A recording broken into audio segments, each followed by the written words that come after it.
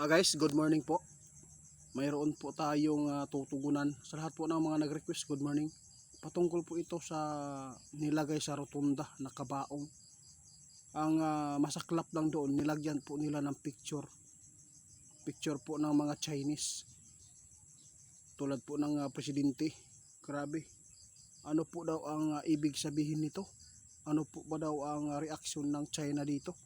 Itanong po natin mga idol kay kaibigan kung ano po ang kanyang mga impormasyon na hindi po kaaya-aya para maghandaan po natin ito. Parang panunuyo ito kaibigan. Oo. Ano po ba ang ibig sabihin nito kaibigan? Bakit nilagay nila doon sa rotunda ang mga mukha pa ng mga picture na kalagay doon? Yung sila si Jinping at saka yung nakalimutan ko yung pangalan yung dalawa. Anong ginawa ng mga Pilipino? Bakit ito ang kanilang ginawa doon sa rotunda? Nilagay po nila yung kabaong. Ano po ba ito? Mo ni karon mga idol. Sinagot ng ating kaibigan, patay na. Nakakatakot po mga idol. Ito po ang sabi ng ating kaibigan, hindi po yan maganda para sa China. Hindi po yan maganda. Dahil mayroon pong tao na Pilipino na gumawa nito para pag-awayin tayo. Lagot na mga idol. Ito po yung hindi maganda mga idol. Sa lahat po na makapanood sa atin, no? Maghanda po tayo lagi. Kasi yung ginawa po ng Pilipino na naglagay po doon kung sino man po ang nag-utos, matay mga idol. Gusto nilang pag-awayin tayo, China at Pilipinas. Ito po ngayon ang nakakabahala na nakita ng ating kaibigan kung bakit nagawa nila itong kabaong na nilagay at mga mukha pa ng mga Chinese. Ano po ba ang ibig sabihin nito kaibigan? Gusto po ba nila na mapapahamak ang mga Pilipino?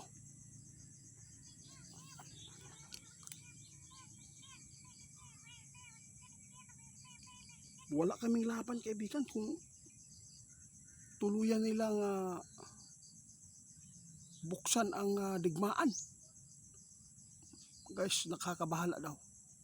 Itong ginawa na paglalagay po doon, parang nanunuyo yun sila mga idol.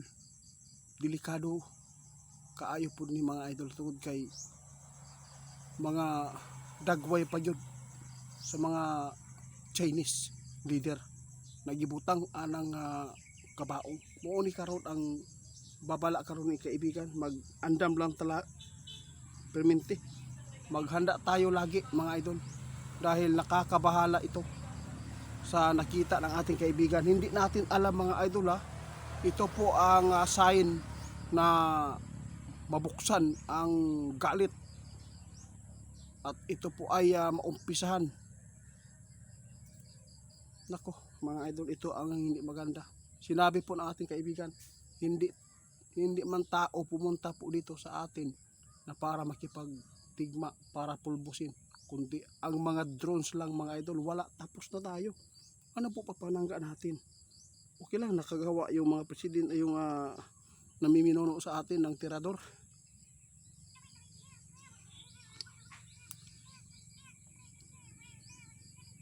Pakinggan nyo, sabi ng kaibigan, itong ginawa ng mga Pilipino talagang nananadya na, no?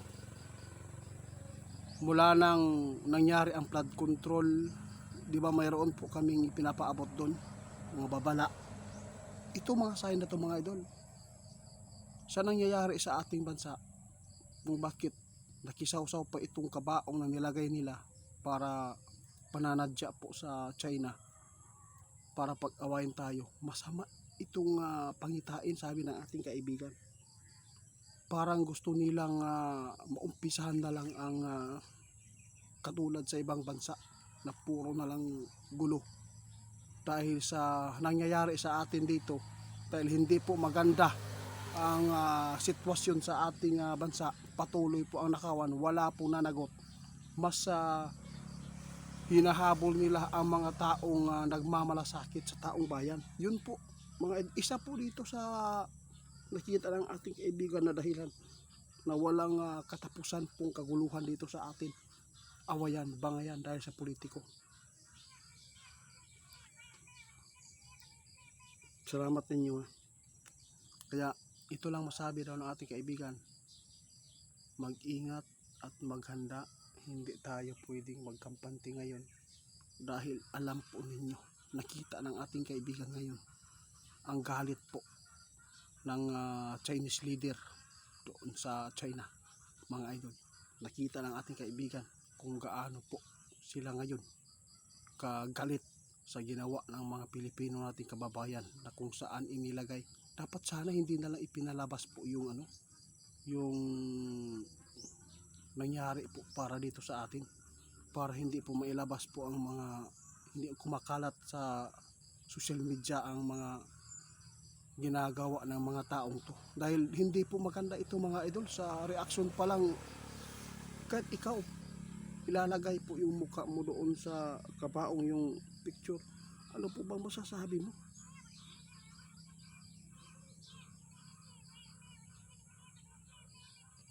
Ito po sabi ni kaibigan, itong naumpisahan po ngayon na kababalaghan na ginawa ng mga naglagay ng kabaong, mayroon pong nag-utos niyan para pag-awayin tayo. Mula nang nagkakagulo ng Pilipinas ng flood control at walang nanagot, ito na mga idol, tablahan na, no? Mas maganda pa, marami pang mga nagpaabot siya, mas maganda pa na mangyayari na ang malaking kaguluhan para panibagong haharapin na naman po natin ang ating bansa ng mga dagok, dahil nagpapatuloy ang bangayan. Kaya ito po siguro ang nakita ng ating kaibigan mga idol kung bakit ito ginawa, dahil sa sobrang kaguluhan na rally, hindi pa rin tumagos sa kanilang puso ang pag rally ng mga tao na kung saan nagpahayag sila na wala pong nangyayari. Ngayon, ito na po ang inilagay, kabaong, para magalit po ang China. At ito po ang umpisa mga idol na posibleng magkaroon ng hidwaan uli na mas higit pa. Tandaan natin mga Pilipino nating kababayan, mag-ingat tayo ngayon dahil napakasama ang nakita ng ating kaibigan na itong pananadya ng mga Pilipino, dahil po ito sa kaguluhan po dito sa atin at flood control, na gusto na lang po nila na maumpisahan na lang ang digmaan para matapos na.